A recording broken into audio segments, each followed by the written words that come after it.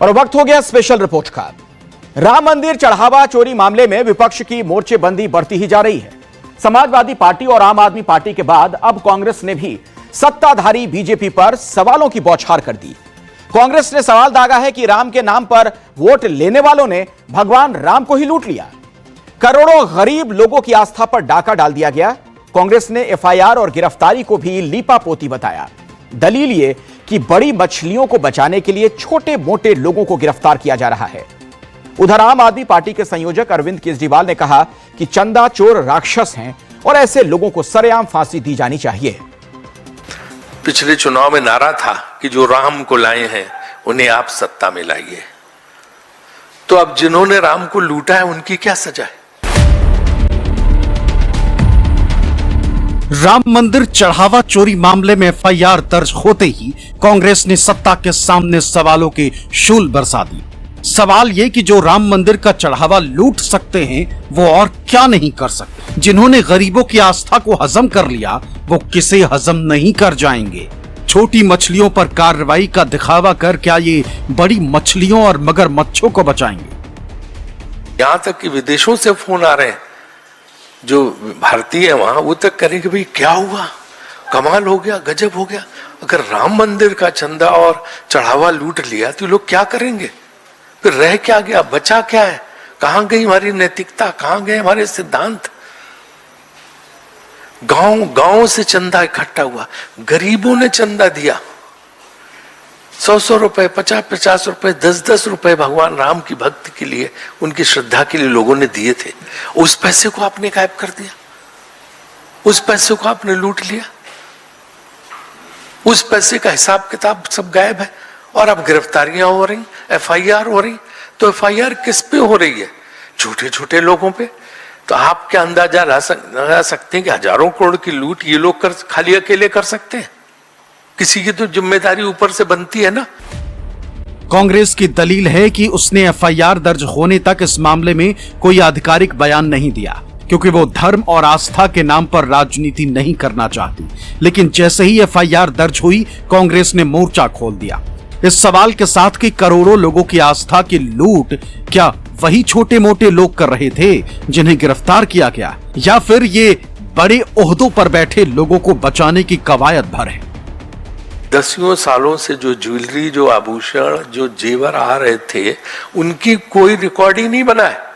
पैसे का तो फिर भी जो है वो गड्डियां चोरी होती थी, और जो है मान लो 13 लाख चढ़ावा आया तो 10 लाख दिखा दिया, 3 लाख गायब हो गया। 100 करोड़ का, कितने हजार करोड़ का जेवर था, आभूषण थे, उनका तो कुछ पता ही नहीं। कहते भगवान राम की जो माला थी हीरे की, वो भी गायब है। तो ये तो अजीबो गरीब मामला, ऐसा तो सुना ही नहीं था। आप राम के नाम पे वोट तो ले रहे हो, अब नोट भी लेना शुरू कर दिया। ये कौन सी जो है आपने नई चीज शुरू की है? लोगों के विश्वास से धोखा, लोगों की आस्था से धोखा, लोगों की भक्ति से धोखा। गुरुवार को राम मंदिर चढ़ावा चोरी मामले में 8 लोगों के खिलाफ नामजद एफआईआर हुई और उन सभी की गिरफ्तारी भी हो गई। सत्ताधारी पार्टी इस एक्शन को लेकर अपनी पीठ थपथपा रही है। दलील ये कि जांच जारी है और किसी को बख्शा नहीं जाएगा। लेकिन विपक्ष पूछ रहा है कि राम मंदिर ट्रस्ट में बीजेपी और आरएसएस के लोगों को रखा ही क्यों गया था? धार्मिक लोगों को ट्रस्ट की जिम्मेदारी क्यों नहीं सौंपी गई? और मांग ये कि ट्रस्ट को भंग किया जाए, सुप्रीम कोर्ट की निगरानी में जांच की जाए। लेकिन बीजेपी ने सवाल पूछने वालों की नीयत पर ही सवाल उठा दिया। विपक्षी दलों को हिंदू विरोधी, राम विरोधी बता दिया। सुप्रीम कोर्ट की निगरानी में इसकी जांच होनी चाहिए। दूसरी मांग ये है कि भाई इस ट्रस्ट को भंग किया जाए, और जो धर्माचार हैं, जो शंकराचार हैं, जो साधु संत हैं, और जिन अयोध्या में जो साधु संत इसमें लगे थे राम मंदिर के, शुरू से जो है राम मंदिर के पक्ष में, उन सब का कोई ट्रस्ट बनना चाहिए जो देखे। ये इसका राजनीतिक ये नहीं होना चाहिए। ट्रस्ट का संचालन राजनीति से नहीं, धर्म से होना चाहिए। भाजपा और आरएसएस के लोग इसमें क्यों डाल रखे? उनकी क्या जरूरत है? धार्मिक लोग डालो, वो भगवान की पूजा करेंगे। और तीसरी मांग हमारी माननीय प्रधानमंत्री जी से है कि उन्हें इसमें तत्काल हस्तक्षेप करना चाहिए और उन्हें तत्काल कार्रवाई इसमें करनी चाहिए। जो है ये सिर्फ इसलिए कि नीचे नीचे चलता रहे, ऊपर से कहीं कोई प्रतिक्रिया नहीं आ रही है, वो उचित नहीं है। क्योंकि जब राम मंदिर बना था तो प्राण प्रतिष्ठा भी उन्होंने जाके की थी, सारे लोग उनके गए थे और पूरे देश इतना बड़ा शो हुआ था। एक पक्ष कहता था राम हुए ही नहीं, यानी अयोध्या को भी ये नकारना चाहते थे। लगातार न्यायालय में मुकदमा लड़ते रहे, वकीलों की फौज खड़ी करते रहे राम जन्मभूमि आंदोलन के खिलाफ, राम मंदिर निर्माण के खिलाफ। और दूसरा पक्ष वह है जो जय श्री राम पर लाठी और गोली चलाते थे। याद करिए, कांग्रेस ने देश को लूटा ही नहीं था, नोचा था। बेईमानी और भ्रष्टाचार के कीर्तिमान स्थापित किए थे। बेईमानी और भ्रष्टाचार के जो कीर्तिमान स्थापित किए थे, वे आज अयोध्या पे आक्षेप लगा रहे हैं। बहनों और भाइयों, ये स्वीकार्य नहीं। चढ़ावा चोरी के आरोपों से तिलमिलाई सत्ताधारी पार्टी अतीत की कहानियां सुनाने लगी। सवाल राम मंदिर की चढ़ावा चोरी का था और यूपी के मुख्यमंत्री यूपीए सरकार के कथित भ्रष्टाचार गिनाने लगी। कांग्रेस के साथ समाजवादी पार्टी को चेताने लगी। वजह यह कि अखिलेश यादव ने शुरुआत से ही इस मामले में मोर्चा खोल रखा था और सोशल मीडिया पोस्ट के जरिए आए दिन बीजेपी को आईना दिखा रहे हैं। मंदिर में 70 बार चोरी की एक खबर को टैग करते हुए अखिलेश यादव ने सोशल मीडिया प्लेटफॉर्म एक्स पर लिखा, हमने तो पहले ही कहा था कि सीसीटीवी का नाम चढ़ावा चोरी टीवी साबित होगा। जिन लोगों ने 17 बार लूटा वो सैकड़ों साल से इतिहास में बदनाम है। जिन्होंने केवल 40 दिन में 70 बार लूटा वो तो इतिहास में इस महापाप के लिए 7 जन्मों के लिए काले अक्षरों में दर्ज हो जाएंगे। ये सोचा जाए, जिन्होंने 7 हफ्ते में इतनी चोरी कर ली है, उन्होंने पिछले इतने सालों में कितना चुराया होगा, कितना आपस में बांटा होगा, कितना चुपके से छुपाया दबाया होगा और कितना अपने मुखिया तक पहुंचाया होगा। अखंड निंदनीय। इससे पहले एक और लंबे चौड़े पोस्ट में अखिलेश यादव बीजेपी की विदाई की मुनादी करते दिखे। अखिलेश यादव ने लिखा, भाजपा का लंका कांड अयोध्या में ही होगा। आखिर दान भक्तों का मुखौटा उतर ही गया क्योंकि प्रभु की अलौकिक शक्ति ने अपना चमत्कार दिखा ही दिया। अब भाजपाइयों के अहंकार की चमचमाती लंका के साम्राज्य का भी अंत होगा और लंकाधिपति का भी। भाजपा के लिए तो अमृतकाल काल बनकर आया है। ये सरकार तो कहती थी कि इसके राज में इस्तीफे नहीं होते। चढ़ावा चंदा दान चोरी से आहत जनता कटाक्ष करते हुए कह रही है कि भाजपाई कह रहे हैं कि हमने कहा था कि इस्तीफा नहीं होता, हमने इस्तीफा नहीं त्याग पत्र दिया। दरअसल अभी तो भाजपाई और उनके संगी साथियों के काले कारनामों, करतूतों और कारगुजारियों का ये प्रथम अध्याय खुला है। बंटवारे की इस लड़ाई में अब इनकी पार्टी, संघ, सभा, परिषद, वाहिनी और ट्रस्ट की टोली एक दूसरे की पोल खोलेगी। इससे पहले कि ये लोग चोरी के माल से भरा अपना झोला बोरा लेकर इधर उधर भागे, बॉर्डर बंद कर दीजिए। अभी तो शुरुआत है। अब तो केयर फंड के साथ साथ अनरजिस्टर्ड लोगों को अपने कुकृत्यों का हिसाब भी देना होगा। भगवान के ऑडिट से भाजपाई गिरोह बच नहीं पाएगा। नीट के छात्र कह रहे हैं कि जब इस्तीफे शुरू हो गए हैं तो लिकाधिपति का भी करवा दीजिए। आम आदमी पार्टी ने भी चंदा चोरी के खिलाफ मोर्चा खोल रखा है।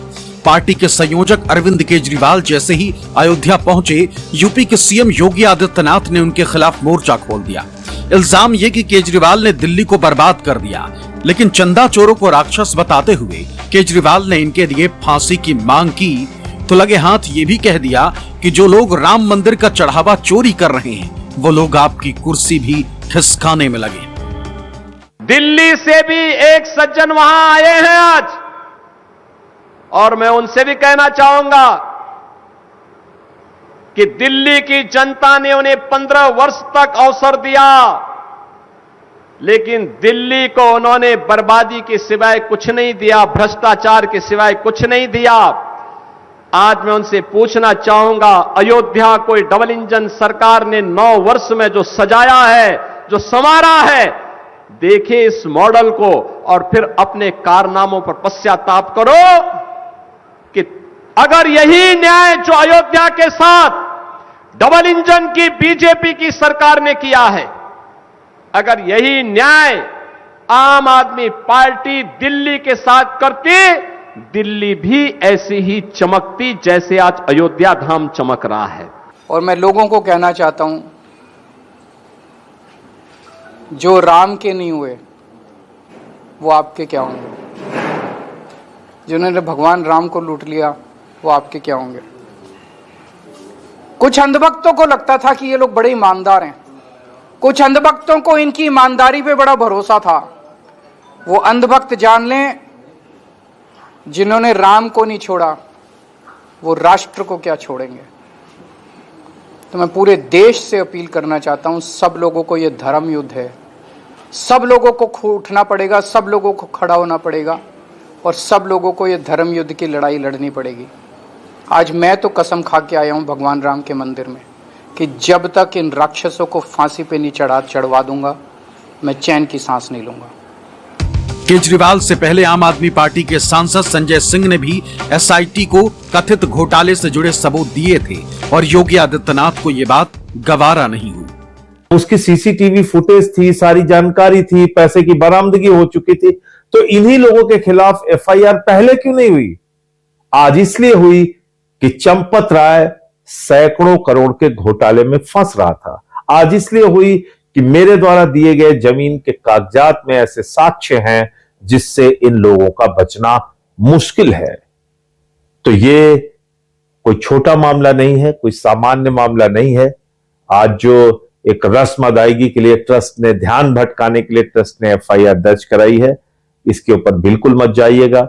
बड़े चोर, बड़े घोटालेबाज, डकैत अभी बाकी हैं, इनके खिलाफ कार्रवाई होना अभी बाकी है। सरकार की जो मंशा है, सरकार ने पहले दिन कहा कि दूध का दूध और पानी का पानी सबके सामने आएगा, लेकिन मैं फिर से अपील करूंगा, राम भक्तों की अग्नि परीक्षा मत लो। राम भक्तों के साथ, उनकी आस्था के साथ खिलवाड़ करना बंद करो। अगर तथ्य नहीं है, पुष्ट प्रमाण नहीं है, तो आरोप प्रत्यारोप बंद करो, और प्रमाण है तो एसआईटी को सबूत सहित प्रमाण प्रस्तुत करो। एसआईटी की सिफारिश के अनुरूप सरकार कार्रवाई को आगे बढ़ा रही है, और जब वरिष्ठ अधिकारियों की टीम कार्य कर रही है तो उसमें फिर राजनीतिक बयानबाजी बंद करें। मंदिर प्रकोष्ठ बनाए गए, ये मंदिर प्रकोष्ठ क्या होता है किसी पार्टी के अंदर? हमने तो और प्रकोष्ठ सुने थे कि छात्रों के लिए शिक्षा प्रकोष्ठ बनता है, और जो है दलित प्रकोष्ठ, ओबीसी प्रकोष्ठ, ये तुमने सुना थी। मंदिर प्रकोष्ठ क्या है? इसका मतलब बड़ी योजना के तहत हो रहा है कि मंदिरों के ट्रस्टों पे कब्जा करो, बड़े बड़े मंदिरों के, वहां अपने लोग घुसेड़ो, फिर वहां से चंदा निकाल के लाओ, उस चंदे का अपने राजनीतिक इस्तेमाल करो। ये योजना लग रही है ये, वरना मंदिर प्रकोष्ठ का क्या मतलब है? इस देश में किसी पार्टी ने आज तक मंदिर प्रकोष्ठ नहीं बनाए, यहां मंदिर प्रकोष्ठ बन रहे हैं। राम मंदिर चढ़ावा चोरी मामले में एफआईआर दर्ज होते ही सियासत भी रफ्तार पकड़ चुकी है। सत्ताधारी पार्टी चौतरफा आरोपों में घिर चुकी है, क्योंकि विपक्ष का कहना है कि गिरफ्तारियां सिर्फ छोटे लोगों की हो रही हैं, बड़ी मछलियों को बचाया जा रहा है। Bureau report, news 24।